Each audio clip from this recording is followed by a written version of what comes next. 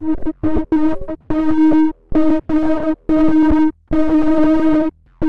name is Chad Fletcher. I've got a little company called rooM Productions. We started with myself and two other people. One of those persons has moved on. There was a point in time when there's about 9 of us working. Right now it's pretty much just myself and another gentleman. He does a lot of the video stuff. I do a lot of the programming. We've kind of moved it from a music and video production company more to a software company. I've always been interested in music, so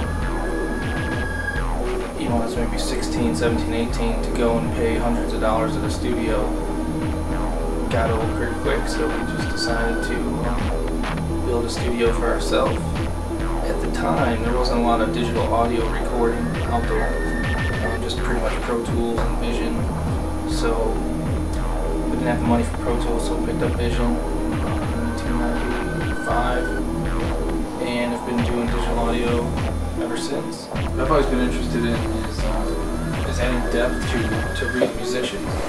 Here's a good example. Like, I grew up on rock and roll music, like Led Zeppelin and stuff, but what gets old to me is now I'm 30 years old, and the same rock drums, the sounds just get a little monotonous. So one of the things we could do is with electronic drums or triggers, and what's really common is, a drummer might use some electronic drums to give them some of that depth.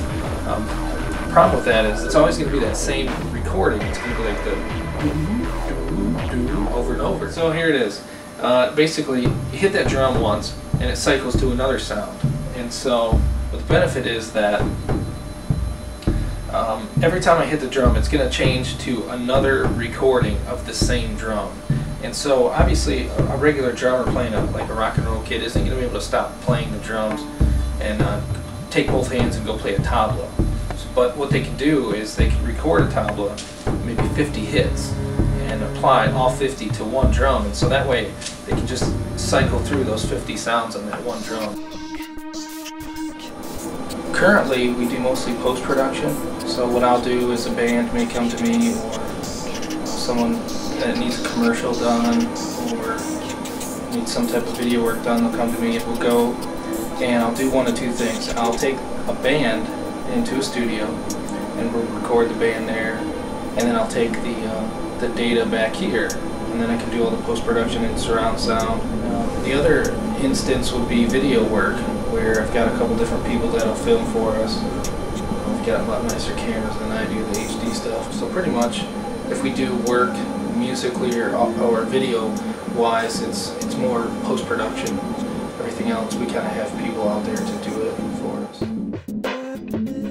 Yeah, for me, the biggest thing audio-wise is pushing technology, so I'm very interested in a lot of this really technical music. Like Richard Devine is someone who really pushes the envelope.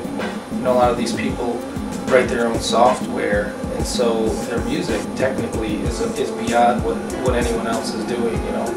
You're not going to find any of this music on like some major label, but a lot of it is really interesting stuff. What's really nice about Nuendo is that the surround sound automation.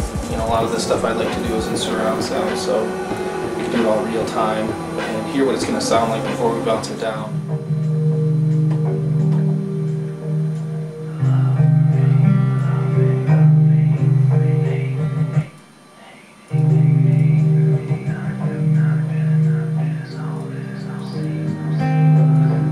The other program I like to use is Object-Oriented Max MSP, where it would create a software within that application and then design the sounds within that application.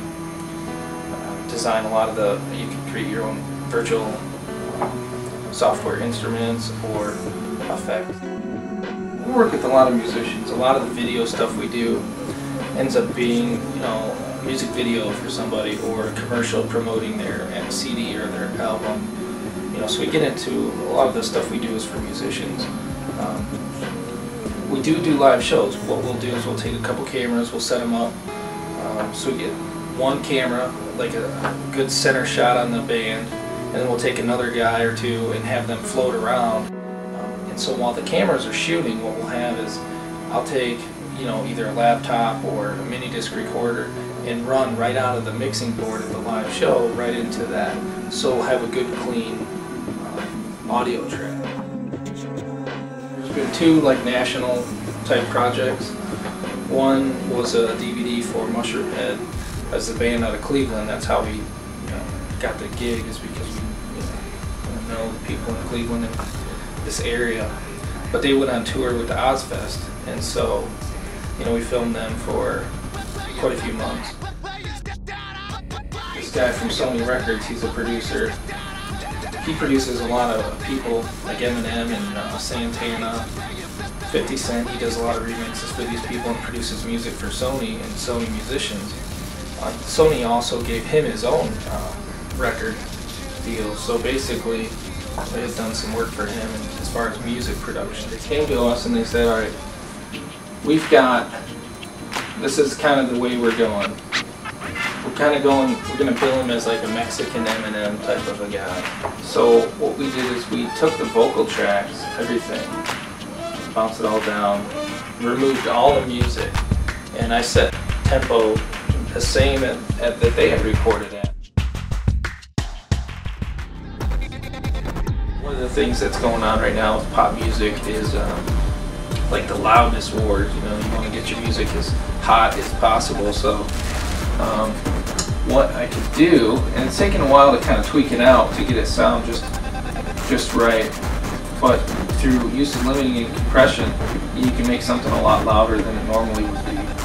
So this is that track I talked about before. And what's going to happen after we limit this out using my little preset is it's going to become a lot more even. And basically what that does is it makes the quiet parts loud too, and it makes us perceive it as overall being louder.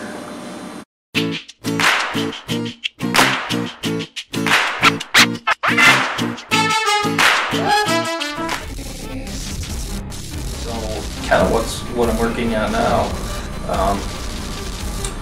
is all music related, really. A good example that I've got a mock-up of is a video program where right now, because of hardware limitations, what it is it'll be a drum, and we'll go record this later, but it'll be basically a drummer connected to a video projector, and what'll happen is that every time he hits, let's say, his snare drum, it'll change the video to another scene. And then every other drum at this point in time will be an effect. So if he hits the bass drum, it'll cause like a digital shake on that scene. But once hardware becomes more powerful, what we can do is hook up a projector to every single one of his drums.